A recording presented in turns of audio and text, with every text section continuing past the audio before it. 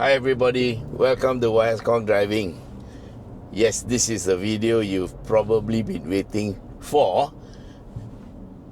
And yes, this is the Mazda CX60.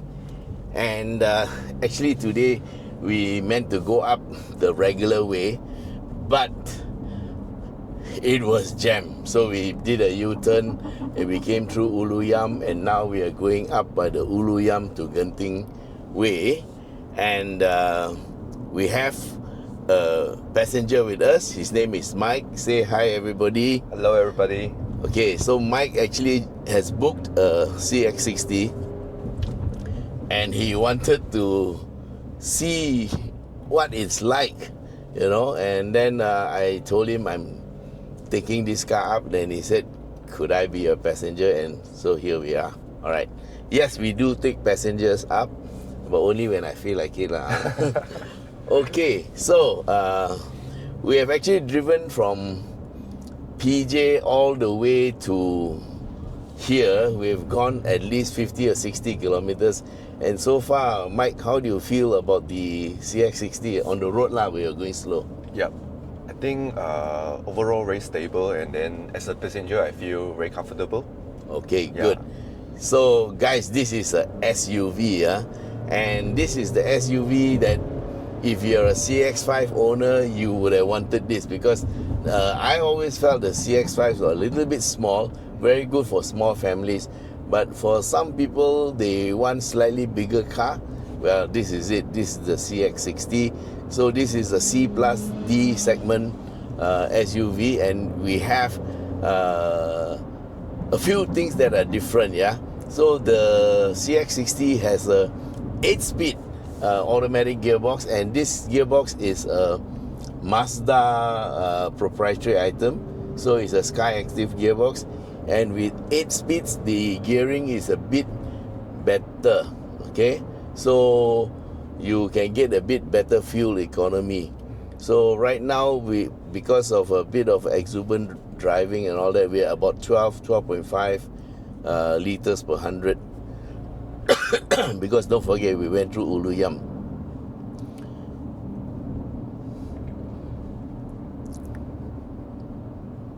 So we are waiting for an opportunity to overtake this car. Okay, he's asking me to pass. Thank you so much. All right. So it also has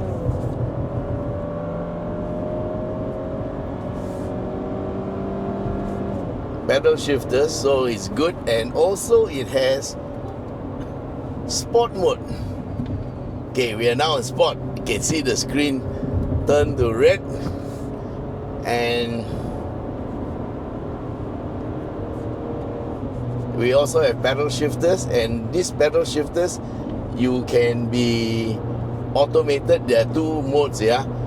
When you stop using them, you go back to D, but the moment you touch them, it goes back into pedal shifter mode. And you can also turn off the pedal shifters by pressing and holding the right hand pedal, yeah, then it goes back into D.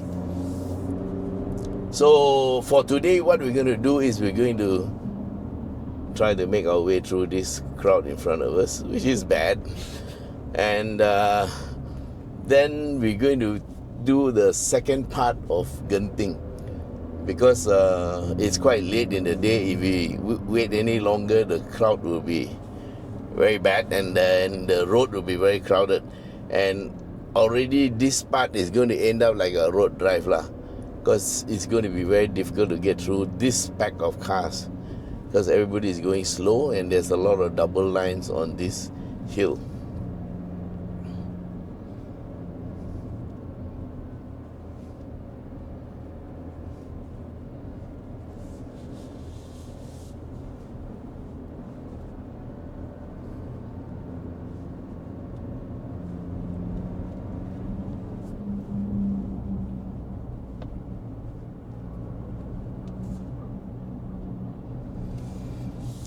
So this car comes with full ADAS, but we have turned off most of the items, yeah. But for today, what we're trying to do is just to feel the car and whether it handles well. So far on our drive to here, which went through the what do you call, the Selayang to Uluyam stretch, the car handled very well, but we didn't set the cameras up, so you can't see lah. You only have my word for it. And Mike is my witness lah. He already said the car is pretty good, yeah. Very stable. Very stable.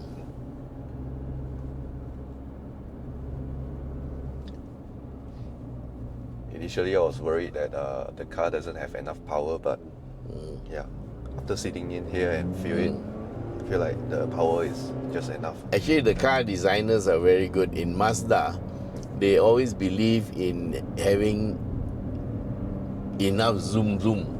That's what they say lah, you know, that the car must have the zoom, the ability to go. So they play around with the gear ratios, final drive ratios, engine torque and all that. And originally this car was supposed to be with a 3.3 liter inline six. Yeah. But because of popular demand, they also wanted to keep the price reasonable, so they managed to get a 2.5 liter slotted into it. I suppose later they may come out with a 2.5 turbo lah. But actually, to do a 3.3 liter and a 2.5 liter turbo, the 3.3 is actually a better bet lah. And insofar as SUVs are concerned, the road tax for a 3.3 SUV is not that bad. It's not like the same as a 3.3 liter sedan. Yeah. Is there an overtaking lane? Yes. Just to let him know I want to go. Come on.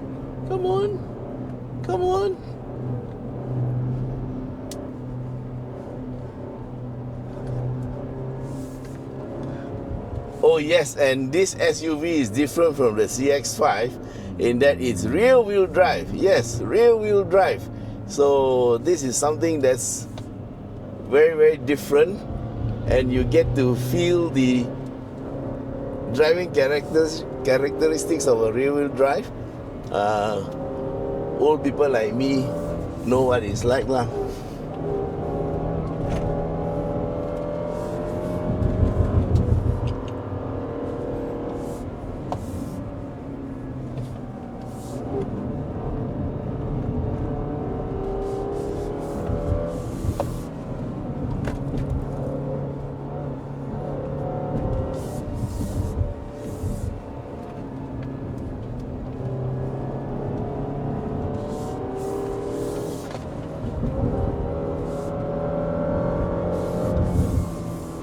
Oh, good. We managed to get past all those cars. Oh, here's another two more.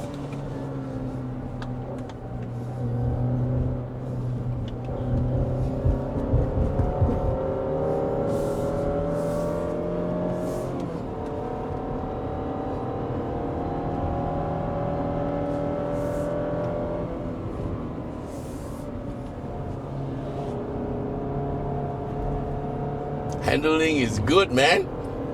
I like. Woo.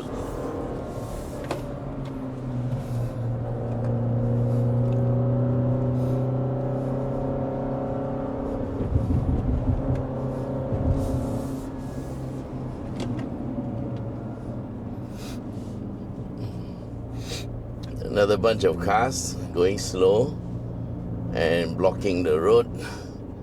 And it's back to single lane. Okay. Fun time is over. Alright, so we turn left and we are finally back on track. Okay, so we are going to go to part 2 of the climb.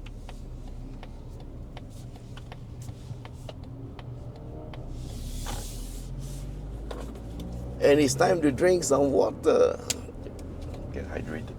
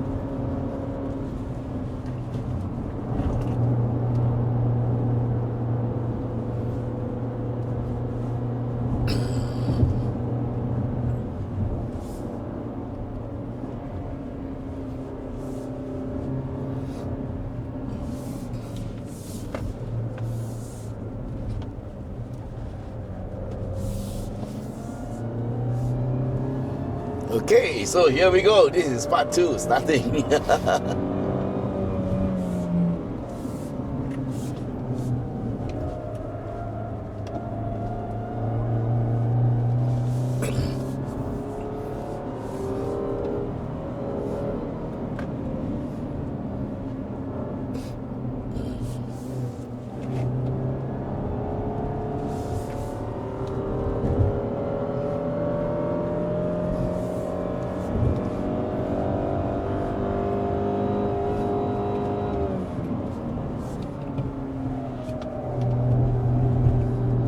We have a golf on our tail.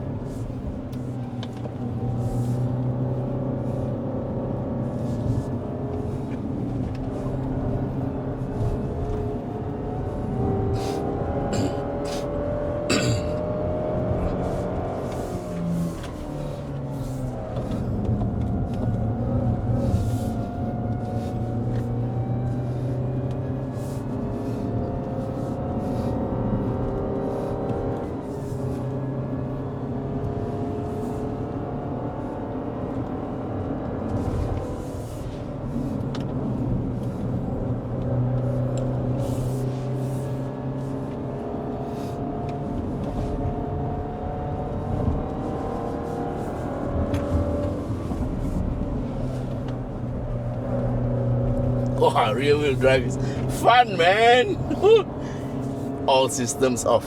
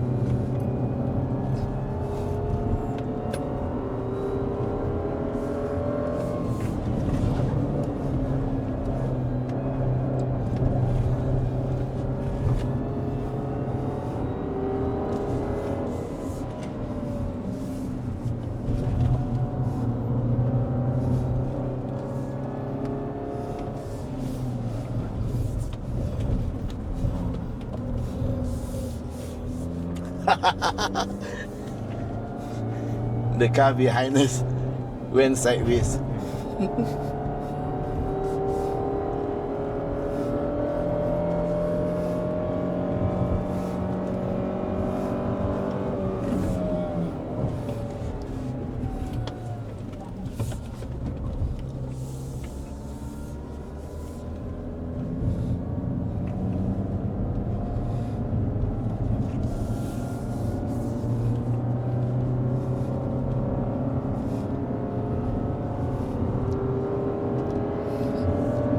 And this is the last corner. Yay! Let's go.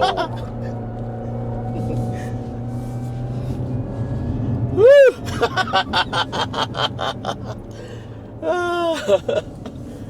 How? Good. Really, really fun. Okay, guys, so it's time for a bit of a wrap up, yeah?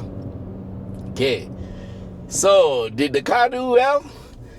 Yes, it did well. Yeah, sorry, it's a SUV. And different from other SUVs, this is rear-wheel drive. So I really like the way the car went through the corners. You could play with it. It still does tend to push a little bit. If you can get your throttle down hard enough, maybe you can get the tail to come out a little bit, and it did. So, is this a good SUV? Yes. Is it a good Genting car? No lah. It's not a car you want to go up to Genting on weekends. This is a SUV, it's a family SUV, yeah? So, what it lacks in power? No, it's not the most powerful car in the world.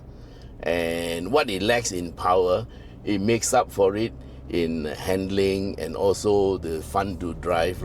And also on the normal days, which is what, 95% of the time when you are going to work or you're taking a family out, then you will get some decent fuel consumption.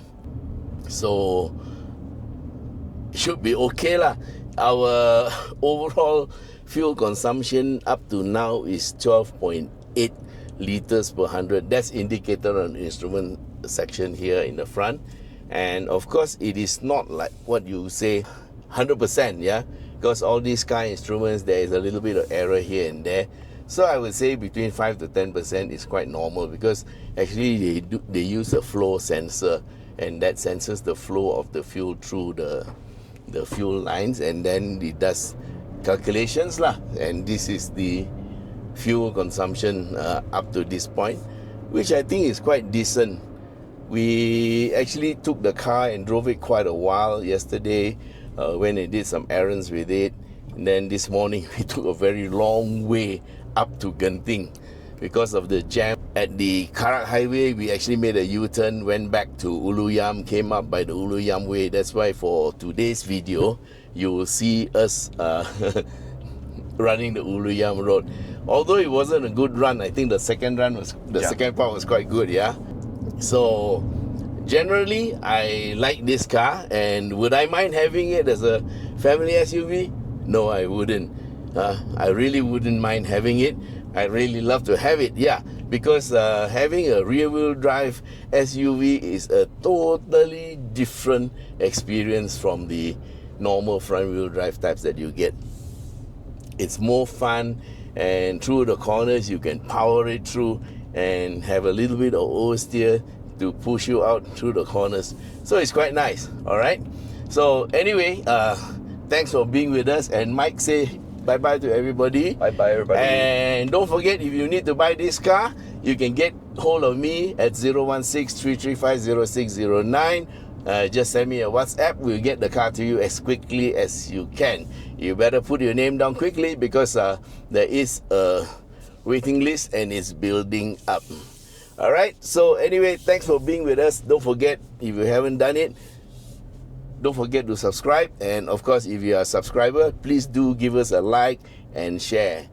Okay, then till we meet again in the next video. Bye bye.